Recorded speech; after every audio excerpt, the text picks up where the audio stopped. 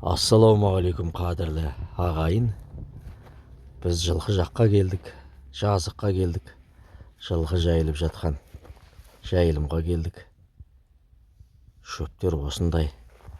Жалпы қарағанда шөп сап-сары болып көрінгеніменен, арасын анықтап қарасаң, әлі жасыл шөптер баршылық. Жылқының семіруіне, күй жинауына, қысқа әбден дайын болуына, қазы жинауына мол мүмкіншілік бар.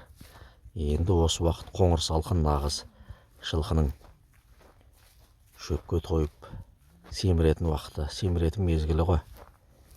Сондықтан біздегі қазіргі жай күй осылай. Әне күннің көзі жарқырап тұр. Күн бізге қарап тұр.